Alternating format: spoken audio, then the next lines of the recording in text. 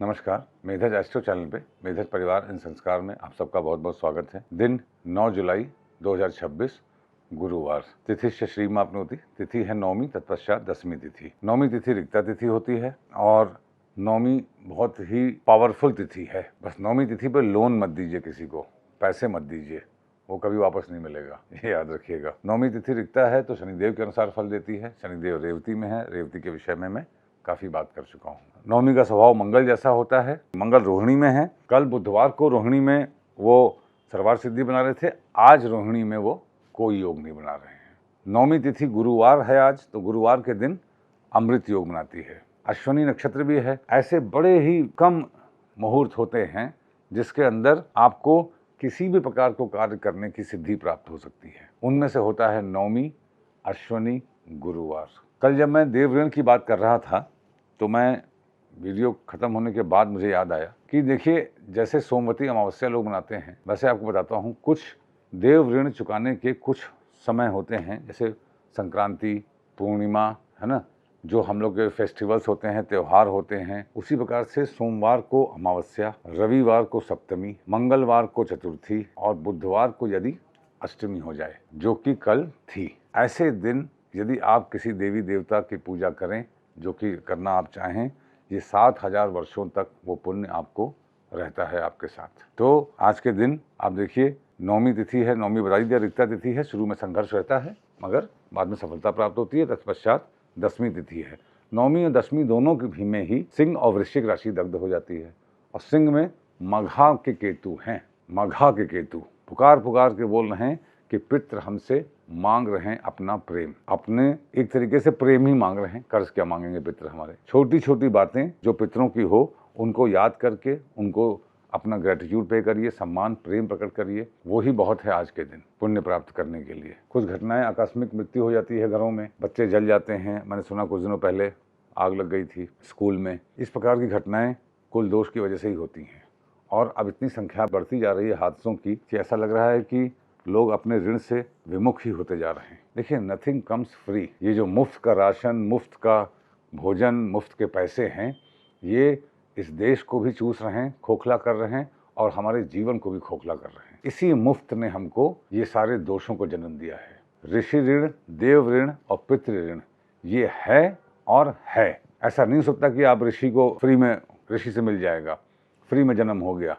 आप पैदा हुए हैं, उसका आपको धर्म चुकाना पड़ेगा, कर्ज चुकाना पड़ेगा। जो नियम है जीने के, उन नियमों से आपको जीना पड़ेगा। नौमी और दसवीं दोनों में ही सिंह और वृश्चिक राशि दग्ध होती है। केतु हैं, केतु आज के दिन विपरीत राजयोग बना रहे हैं। वारात आयुष्यवर्धनम, वार है गुरुवार। गुरुवार होता है तो रेवती, अनुराधा, अश्विनी, पुनर्वसु और पुष्य में कोई प्लैनेट हो तो वो सर्वार सिद्धि योग बनाता है।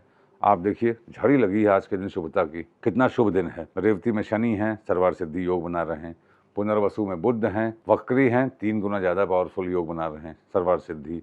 पुष्य में गुरुदेव स्वयं हैं। गुरु, बुध, शनि, इन 3 से तो आपको आज सर्वार सिद्धि योग बन रहा है। माइनस कहाँ से हो रहा है? रोहिणी से माइनस हो रहा है, उत्पात योग। मंगल आज के दिन, क्योंकि मंगल रोहिणी में है, तो वो उत्पात योग बना रहे हैं। तो मंगल से रिलेटेड कार्य मत कीजिए आज। कोई लड़ाई झगड़ा मत कीजिए, शांत रहिए, भाई बहन को सपोर्ट कीजिए, दोस्त यारों के साथ उनकी मदद कीजिए, आपको ये बहुत अच्छा रिजल्ट मिलेगा। शुभता ही शुभता है। नौमी गुरुवार को अमृत योग, अश्विनी नक्षत्र में चंद्र, गुरुवार को सर्वार सिद्धि योग।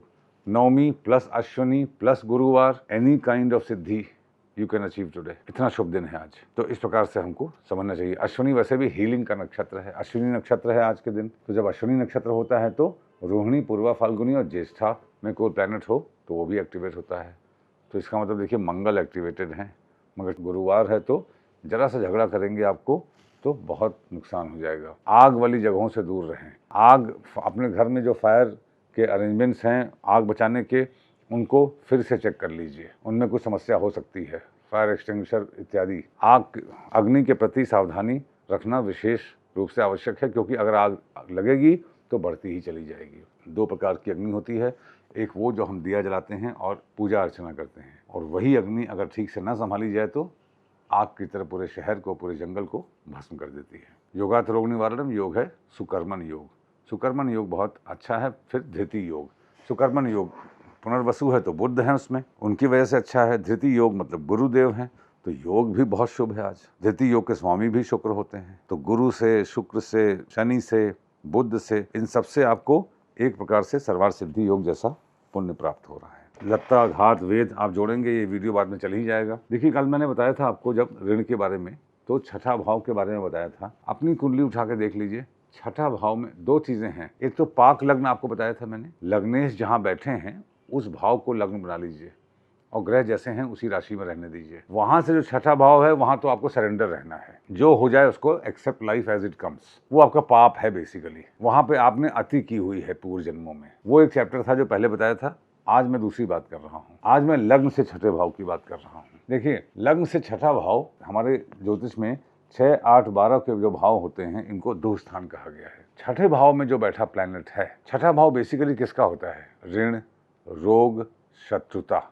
तो ऋण तो मैंने कल बताया आपको, ऋषि ऋण, देव ऋण और पितृ ऋण। छठे भाव में जो रिपु हैं वो कौन से हैं? षट रिपु, काम, क्रोध, मद, लोभ, मोह, मात्सर्य। तो जो ये ऋण हैं ये हमको वहां पे बैठा प्लैनेट और या वहां पे जो दृष्टियां हैं वो इंडिकेट करती हैं। छठा भाव डेली रूटीन का भी होता है और सच मायने तो डेली रूटीन का ही होता है। बाकी चीज़ों को समझने में आपको हो सकता है कठिनाई हो, मगर छठे भाव को आप अपने डेली रूटीन द्वारा मास्टर कर सकते हैं। अगर मान लीजिए सूर्य हैं तो आप लोगों का, सूर्य क्या है? आत्मबल। अपने रूटीन में लोगों का आत्मबल बढ़ाइए। सूर्य क्या है? सम्मान है, ईगो है। लोगों का ईगो मत हर्ट कीजिए, लोगों की बेइज्जती मत कीजिए। मंगल है छठे भाव में तो क्रोध मत कीजिए डेली रूटीन में। जो भी प्लैनेट हो डेली रूटीन में उसको आपको हैंडल करना है।